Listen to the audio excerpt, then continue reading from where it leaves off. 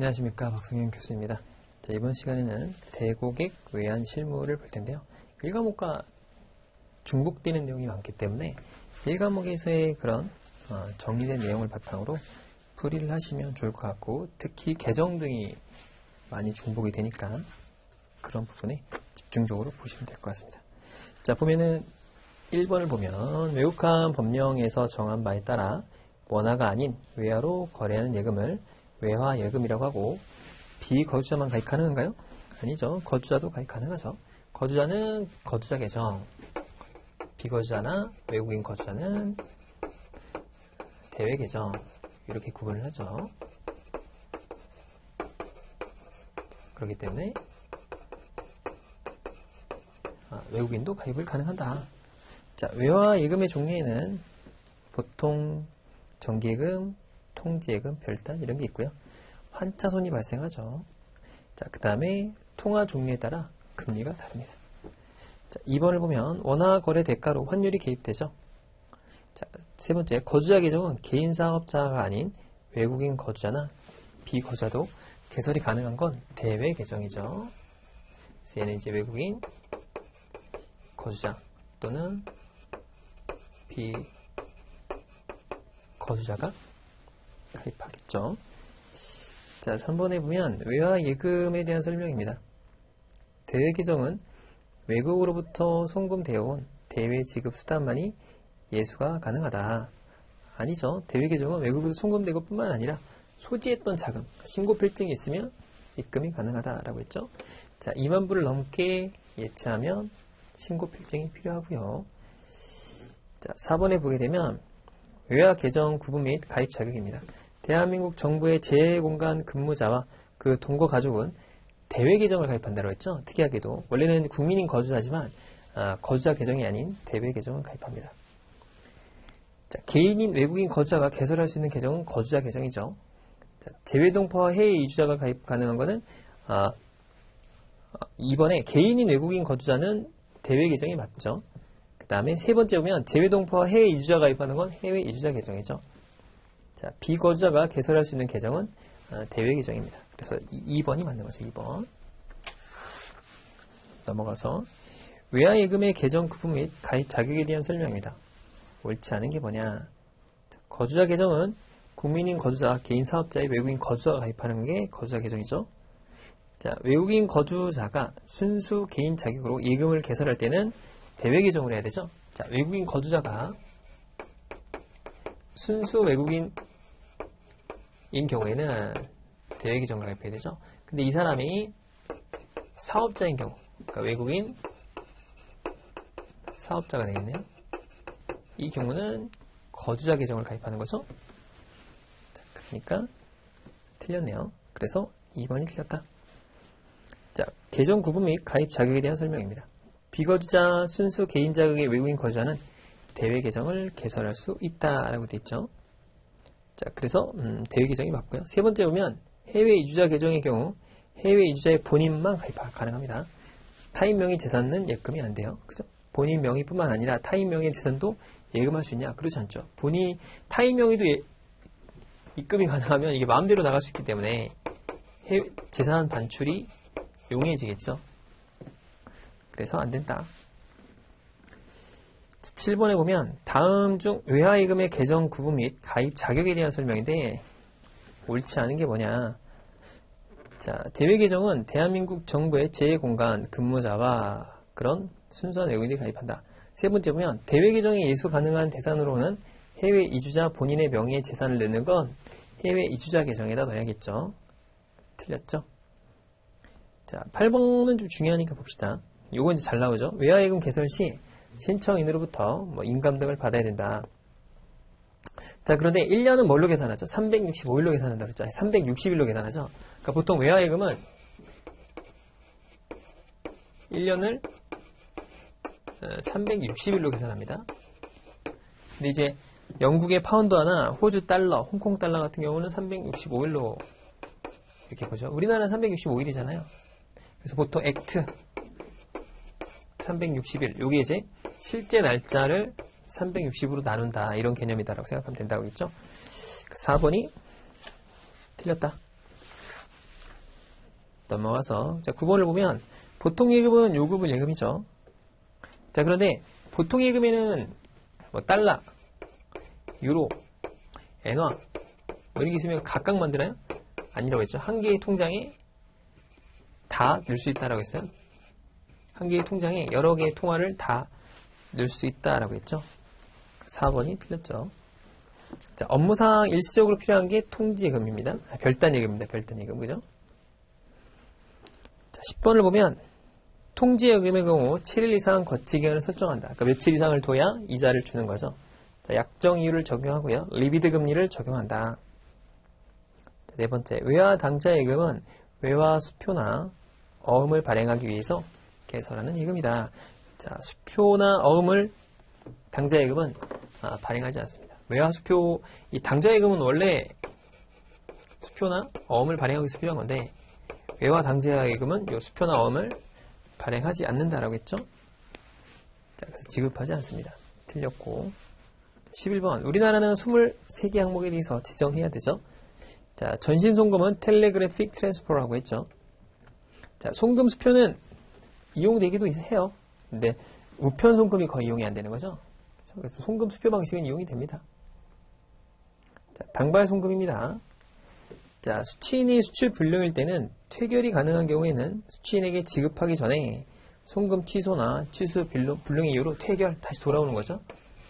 자, 그렇다는 거죠. 자, 퇴결 수수료 받게 되고요. 네 번째, 수취인이 해외은행에 수채 계좌가 없는 경우나 소액을 송금하는 경우에 주로 이용하는 게 뭘까요? 그런 경우는 이 수표 방식이죠. 수표 방식. 그래서 디맨드 드래프트라고 하는 DD 디맨드 드래프트 SRC라는 것도 있는데 보통 디맨드 드래프트 제도로 많이 이용하죠. 그렇죠? 그래서 DD 방식으로 이용한다 라고 보면 될 것 같아요. 그래서 거기 보면 디맨드 드래프트라고 해서 수표 방식이 있다. 계좌가 없으니까 TT를 보낼 수가 없겠죠. 자, 그렇게 이해하시면 될 것 같고 다음 페이지로 가면 송금에 대한 건데요. 송금 의뢰인이 송금 취소를 요청하는 경우에는 퇴결 요청문을 발송하고 즉시 취소해야 되냐? 그렇지 않고 퇴결 처리 승인을 받아야 돼요. 그러니까 보냈어요? 그럼 이 사람이 돌려주세요라고 하면 바로 돌려주면 안 됩니다. 이쪽에서 퇴결 요청문이 와야 돼요. 그냥 막 하는 게 아니죠. 자, 해외 송금에서 의심스러운 보고는 STR 보고 의무가 있다. 의심스러운 거래 보고 의무를 해야 된다. 자, 네 번째 보면 지급은행으로부터 송금 정보 변경 요청 전문을 받은 경우에는 송금 의뢰인에게 연락해서 송금 정보를 즉시 조건 변경 전문을 발송한다. 맞죠? 1번 틀렸죠. 자, 전신 송금은 텔레그래픽 트랜스퍼라는 지급 지시서를 전송하게 되고요. 자, 송금 처리에 소요되는 시간이 가장 짧은 게 우편인가요? 아니죠. TT죠, TT.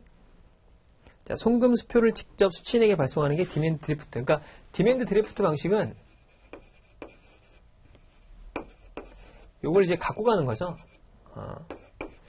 수표를 갖고 가서 그쪽에다가 주면 그쪽에서 우리 쪽으로 다시 청구를 하는 거죠. 수표를 청구해서 우리가 보내주는 방식이죠. 계좌가 없거나 학교 같은데 미국에서 이런 수표 좋아하죠. 이런 걸 선호하는 데가 있어요. 중국은 위챗페이죠. 그러니까 송금 같은 거 보낼 때도 이제 돈을 보내주거나 하면 좀 빨리 가긴 해요. 중국도. 근데 일본은 대부분 다 현찰 거래잖아요. 현찰 거래를 많이 하고 우리나라는 카드 거래가 많죠. 자, 15번에 보면 타발 송금은 들어온 거죠. 그래서 뭐 3영업원 안에 연락이 안 되면 그냥 입금을 해준다. 뭐 이런 얘기를 했었어요. 자, 외국에 있는 은행 또는 국내의 다른 은행으로부터 송금되어 온 거죠. 자, 수시로 도착 사실을 알아야 되고요. 바로 알려줘야겠죠. 자, 5만 불 이하의 대외 지급 수단을 영수하는 경우에는 취득경 입증서를 제출해야 되냐? 필요 없다고 그랬죠. 5만 불 이하는 입증서류 필요 없습니다. 5만 불 넘어가면 입증서를 내야 되고 없으면 영수확인서 제도가 있다라고 했죠. 자, 그래서 16번에 3번 5만 불 이하의 대외 지급 수단을 영수하는 경우 지출 서류가 필요 없다. 뭐 똑같은 내용이죠. 자, 그 다음에 17번 외국 통화 매입 시 매입 제한 통화. 여기서부터 이제 단발식으로 이렇게 딱딱딱 외워서 푸는 거이기 때문에 꼭 기억을 하셔야 돼요. 매입 제한이 되는 건 뭐가 있냐면 첫 번째는 화폐가 찢어지거나 손상이 되면 안 되겠죠. 그 다음에 유통이 정지된 통화 아예 못 쓰는 거예요. 그럼 뭐 안 되겠죠. 그 다음에 유로 발행 전, 그러니까 이제 프랑스의 프랑이라든가 독일의 마르크화는 지금 현재 쓰고 있지 않죠. 그러니까 유로화로 쓰죠. 통합되잖아요. 그러니까 이런 거는 쓰면 안 된다 그 얘기죠. 근데 유로 국가인데도 자기네 통화를 쓰는 나라들도 꽤 많아요. 이게 유로가 좀 복잡하긴 하죠. 그래서 자, 환 리스크가 높다고 해서 거절하면 안 됩니다. 자, 외국 통화의 매매 거래는 실명 확인 대상이고요. 맞죠? 자, 네 번째 보면 통화를 매입한 후에는 영수증, 계산서 하나를 고객에게 교부해야 되고 외국환 매입 증명서를 발행하는 경우에는 계산서는 교부하면 안 됩니다. 두 개다가 교부하면 안 되니까. 그렇죠? 자, 외국 인천 대학에 다니는 국민인 거주자가 있어요. 남은 외화 현찰 1000달러를 원화로 환전을 요청했대요. 그럼 어떻게 해야 되느냐? 자, 이때 조심할 건 뭐냐면 첫 번째, 1회 하나요. 반드시 외국환 매입 증명서를 발급해야 된다. 자, 매입이 가능한 통화인지 확인해야 된다. 주민등록에 의한 실명 확인을 해야 된다. 취득경의 입증서류 없이 매입 가능하다. 자, 국민이 거주자예요. 그러니까 입증서류 없죠. 무한대로 환전 가능하고요. 고시된 매입이 가능한 통화인지 확인해야 되고요. 그런데 1회 안에서 외국환 매입 증명서를 발급하나요? 국민이 거주자는 외국환 매입 증명서를 발급하지 않습니다. 매입 증명서 발급이 필요가 없어요. 국민인 거주자이기 때문에 그렇죠.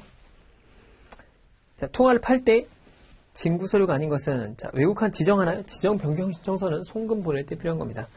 필요가 없어. 여권 필요하고 그 다음에 혹시라도 또 많은 통화를 살고 팔 수 있는 외국인 거주자나 이런 사람이 있기 때문에 비거주자나 그래서 대외지급 수단 매매 신고서 이런 게 있어야 되고 외국환 매매 신청서가 있어야 되겠죠. 외국환 매매 신청서 별게 아니고요. 그냥 용지예요. 이렇게. 그래서 이렇게 두 장으로 나오게끔 해서 한 장은 은행이, 한 장은 고객이 갖는 그런 서류를 말하죠. 자, 그 다음에 21번으로 넘어가면 자, 비거주자가 매각이 가능한 경우에는 최근 입국일 이후에 1만 불 내외 제한전이 된다. 자, 그 다음에 세 번째 보면 해외 체제자나 유학생 경비 목적으로 5만 불을 초과하여 외국 통화나 여행자 수표를 매각하는 경우에 신고 필증은 얼마라고 했죠? 1만 불입니다. 1만 불. 이것만 기억해도 한두 개 맞출 수 있어요. 자, 그 다음에 통화를 팔 때 은행에서는 뭘 이용하죠? 현찰 매도율을 이용하겠죠. 자, 영국인 A는 국내 영어학원 원어민 강사입니다.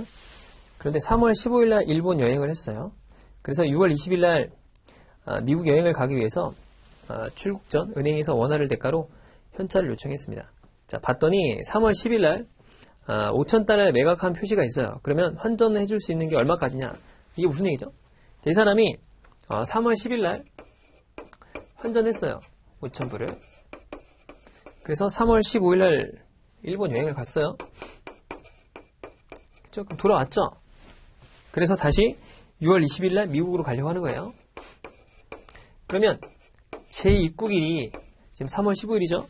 그러면 제2입국일 날부터 만불이기 때문에 이 사람은 만불에서 5,000불을 뺀 5,000불이 아니고 만불을 다시 환전할 수 있는 거죠. 그러니까 입국일로부터 최근 입국일로부터 만불이에요. 그러니까 이 사람은 만불을 이렇게 환전이 가능합니다. 그러니까 정답이 2번이 되겠죠. 자, 환전 영업자의 외국환 업무에 대한 설명입니다. 자, 관세청에 등록한다 라고 했었고, 자, 거래 외국환 은행을 지정해야 된다고 그랬죠. 네 번째, 원칙적으로 외국환 통화 여행자 수표는 매입만 되죠. 매각은 현찰만 됩니다. 틀렸죠? 자, 거주자는 외국환에 매입만 되고요. 매도에는 2,000불까지 제한이 있습니다. 틀렸죠? 자, 그 다음에 환전 영업자인데 환전 영업자는 1과목이 잘 나오죠. 자, 거주자의 경우 2,000불 초과 매도가 안 됩니다. 자, 거주자는 2,000불까지만 팔 수 있어요. 2,000불까지만 팔 수 있기 때문에 틀렸다. 자, 넘어가서 자, 여행자 수표는 조심할 게 여행을 여행자 수표를 살 때 바로 어디다 사인해야죠? 홀더스 사인에 사인하는 겁니다. 이렇게 수표가 있으면 중간쯤에 홀더스 사인이라고 있죠? 거기다가 본인의 사인을 하고, 언제 카운터 사인하는 거죠? 이용할 때 카운터 사인한다라고 했고, 홀드 사인만 있어야 재발급이나 분실 발급을 해줄 수 있습니다. 그래서 1번이 틀렸죠. 자, 도난 경우에는 도난당했다 그러면은 재발행이나 현금으로 받을 수가 있는데, 만약에 백지 상태다, 아무것도 없으면 이거 미발급 상태인 거예요. 그렇기 때문에 돈을 못 받아요. 그러니까 반드시 받자마자 홀더스 사인에 사인을 하고, 그 다음에 여권과 똑같은 사인하는 게 사인해야 된다라고 했죠. 자, 26번. 여행자 수표 발행회사가 발행한 정액권 외화 수표라고 했죠. 그러니까 일반권처럼 내가 막 금액을 정할 수 없어요. 딱 정해져 있는 정액권만 있다는 거고, 자, 코레스 은행을 통해서 현금이 가능하죠. 자, 외화 예금에서 인출해서 여행자 수표를 판매하게 되면 TC 판매 수수료가 반드시 나옵니다. 그러니까 TC는 판매할 때 판매 수수료가 나와요. 꽤 비싸요, 이게. 1% 이렇게 됩니다. 그러니까 비싸니까 이런 걸 다 면제를 해줘요. 이게 뭐 여행자 수표 이용 안 하니까 요즘엔 다. 예전에 아멕스나 이런 데는 요 수수료만 팔아도 엄청나게 돈을 많이 벌었을 거예요. 그렇겠죠? 그러니까 우리나라가 비자나 마스터에다가 가맹점 비용으로 내는 게 1년에 몇천억씩 냅니다. 자, 27번. 외화 수표인데 머니오더는 돈을 가지고 가서 수표를 발행하는 거죠. 자, 그런데 은행의 예금을 가지고 있는 예금주가 은행을 지급인으로 발행을 하느냐. 자, 그거는 은행의 예금을 가지고 있는 사람이 발행하는 건 개인 수표고요. 머니오더는 수표 발행 신청인이 신청 금액을 수수료와 함께 지급하고 발행하는 거죠. 그러니까 우리나라의 뭐 약간 자기야 수표 같은 개념이죠. 자, 은행 수표는 은행이 발행한 수표가 아니다 그랬죠. 환거래 은행이 발행한 수표입니다. 자, 추심 후 지급은 빌 오브 컬렉트라고 하죠. 그래서 추심 후 지급은 뭐죠? 수표를 해외 쪽으로 보내서 돈이 회수되는 게 추심 후 지급이고, 추심 전 지급은 먼저 돈을 주고 나중에 청구해서 은행으로 받는 게 추심 전 매입이죠. 일종의 여신행위다라고 했어요. 그래서 27번 문제는 중요하니까 체크를 하고 꼭 기억을 합시다. 자, 외화 수표인데 지급지가 외국이고 통화가 외화로 표시된 수표다. 자, 은행이 외화 수표 지급의 수표 실물과 함께 대금을 청구해서 회수하는 것. 그러니까 요걸 추심이라고 하죠. 추심. 수표를 해외로 보내서 이쪽에서 돈을 이렇게 주는 게 추심 후 지급이죠. 그런데 여기서 먼저 수표를 준 사람에게 먼저 돈을 먼저 주고 나중에 청구해서 받은 게 추심 전 매입이죠. 이게 이제 부도가 나면 돈을 못 받으니까 은행에서는 일종의 여신처럼 취급한다라고 설명을 했어요. 그러니까 2번이 틀린 거죠. 매입이 아니고 추심입니다. 그 다음에 3번은 추심 전 매입은 고객이 신용이 불확실한 경우에 취급하면 안 되죠. 금액이 커도 안 되고요. 개인 수표의 경우도 웬만하면 추심 후 지급을 하는 게 좋겠죠. 자, 그래서 추심 후 지급을 원칙으로 하는 게 개인 수표나 이런 것들. 근데 반드시 추심 전 매입으로 해야 되는 게 있죠. 대표적인 게 뭐가 있을까요? 국고수표. 그러니까 미국의 국고수표나 캐나다 국고수표는 추심 전 매입만 해야 되죠. 그거 기억하라고 했었죠.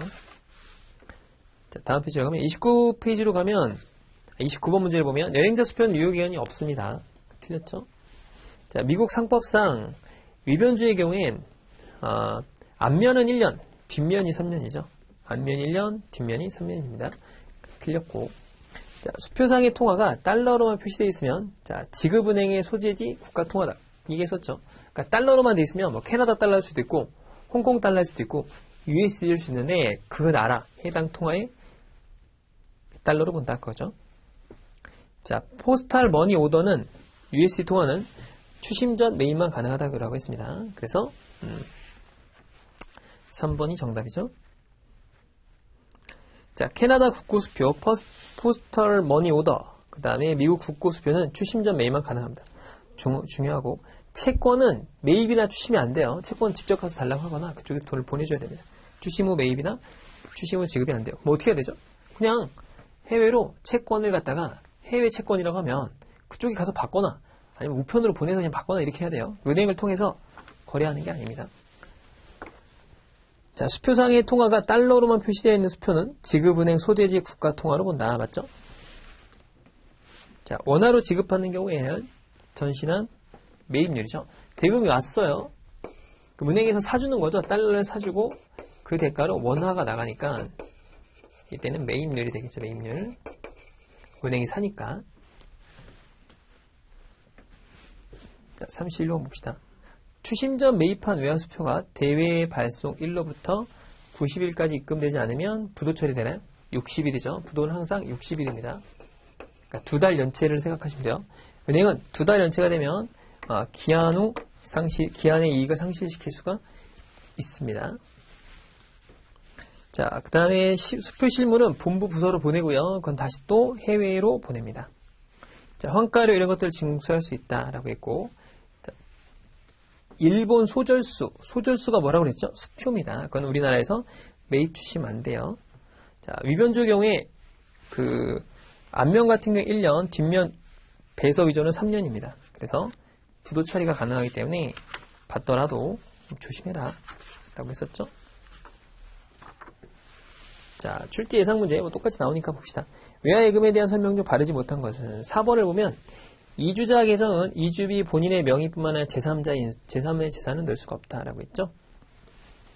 자, 2번에 업무 처리 기준인데요. 2번에 보면은 지급 단위는 예수통합 보조 단위까지이며 보조 단위이면은 반올림하여 지급하냐라고 되어 있는데 다 절사합니다. 절사.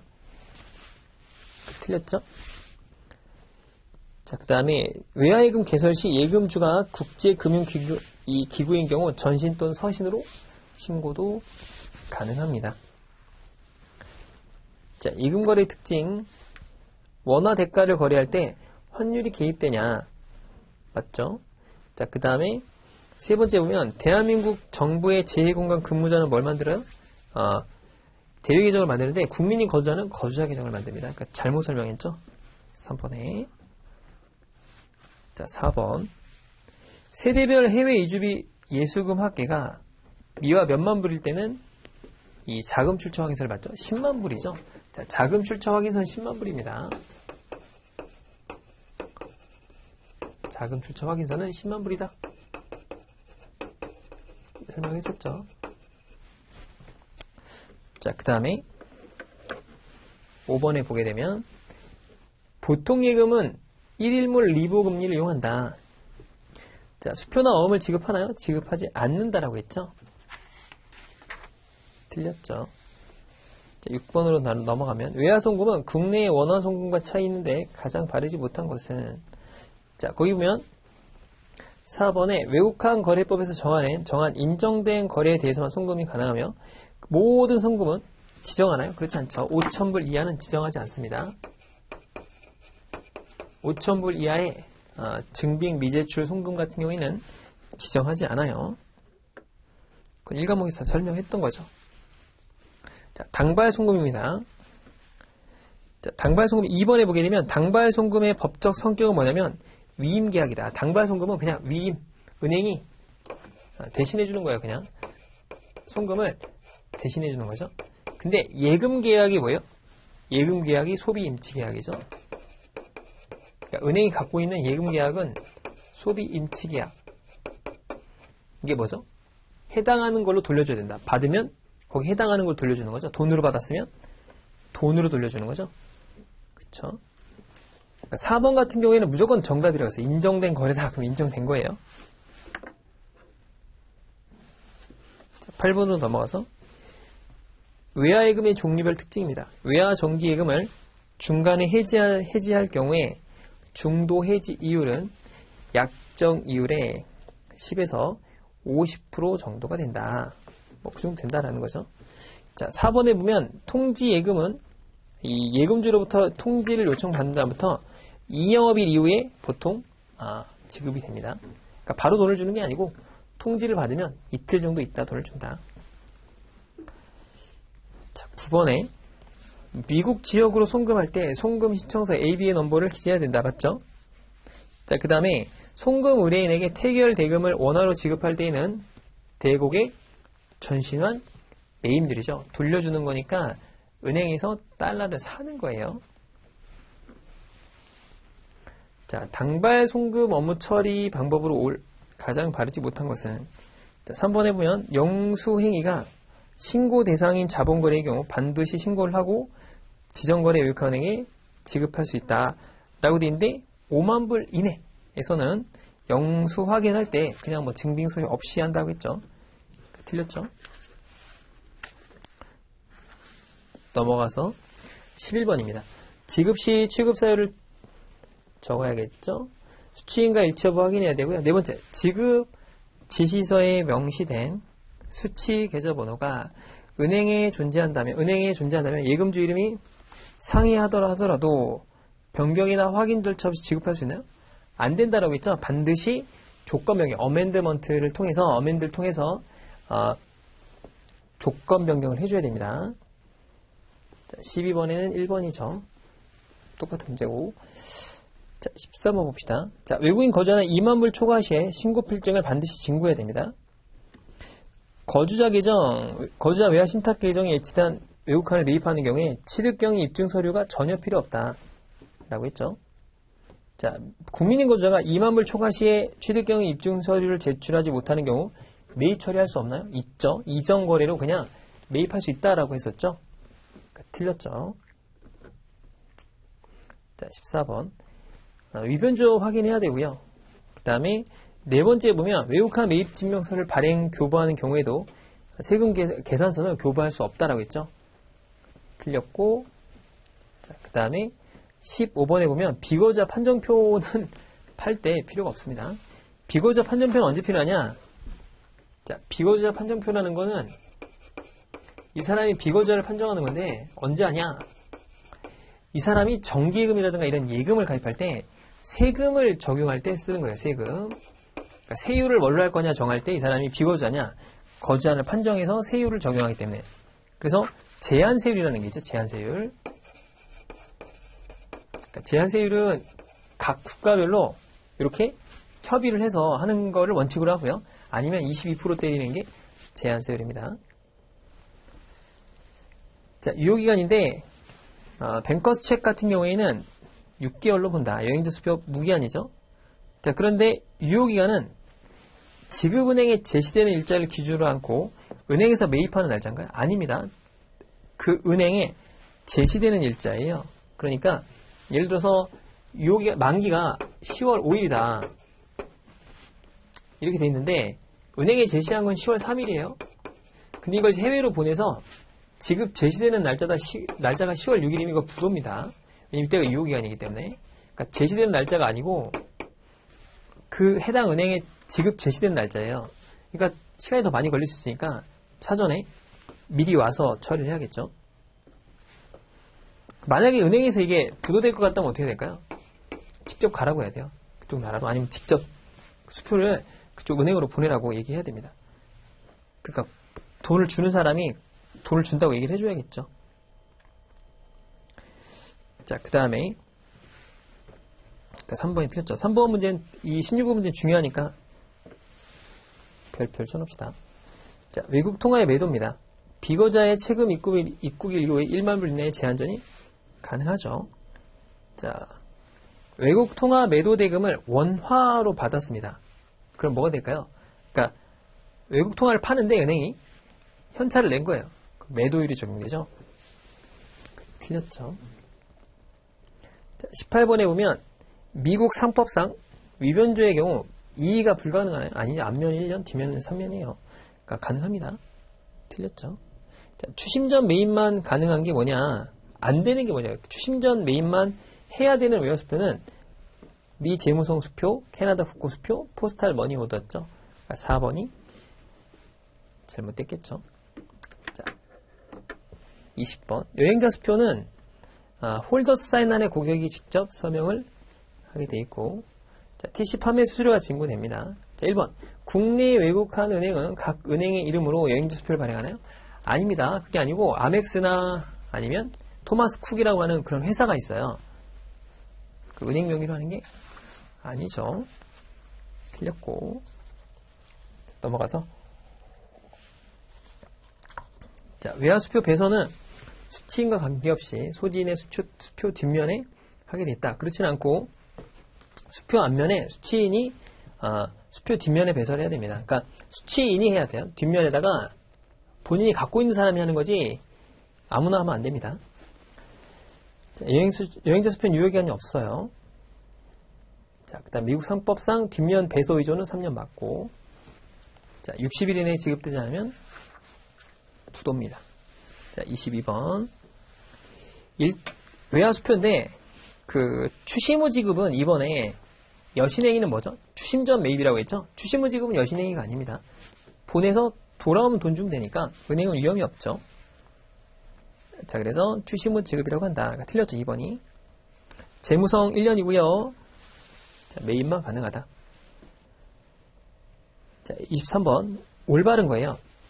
여행자 수표 서명 시 서명은 어떤 형태로 하든 안 됩니다. 구매 신청서하고 여권하고 그 수표의 서명이 같아야 된다라고 했죠. 자, 판매 대금 수납 시에는 요 여행자 수표 매입률을 적용하냐. 그러니까 판매 대금을 한다는 얘기는 요걸 이제 원화로 바꾸는 개념이거든요. 그래서 여행자 수표 원화를 적용하는 게 아니라 매도율을 적용해야 되겠죠. 그 사람이 판매 대금을 수납할 때 원화로 지급하면 은행에서는 여행자 수표를 파는 거니까 여행자 수표 매도율이 적용되고 1번이 정답이죠. 어떤 형태로든 가능한데 반드시 구매 신청서가 동의된다. 1번이 맞는 거죠. 자, 분실 신고는 은행이 대리해서도 해줄 수가 있습니다. 그런데 원칙이 아니죠. 원칙은 그 회사, 그 여행자 수표 회사에 하는 게 원칙이죠. 해외에서 사용 시 여권 서명도 반드시 일치해야 됩니다. 자, 24번. 수표 발행 신청인이 수표 금액을 냈어요. 그리고 수표 발행하는 게 뭐죠? 머니오더입니다. 머니오더. 자, 25번. 1번의 소절수는 매입이나 추심이 불가능하다. 자, 외국 수표, 선일자 수표 인정 안 된다고 그랬죠? 그러니까 틀렸습니다. 2번이. 꼭 별표 잘 나와요. 자, 미재무성 수표 1년, 여행자 수표 무기한 6개월이다. 외화수표 업무 처리인데요. 외화수표는 양도가 불가능하기 때문에 반드시 매입 추심 신청인으로부터 받아야 된다. 자, 외화수표 금액이 미화 얼마죠? 2만 불을 초과하는 경우 입증 서류, 외국한 신고 필증이 아니고 살 때는 2만 불이었죠. 2만 불. 그러니까 틀렸고. 자, 선인서 수표 인정 안 되고, 그 다음에 채권, 소절수, 추심이나 매입 둘 다 안 됩니다. 맞죠? 정답이 2번이겠네요.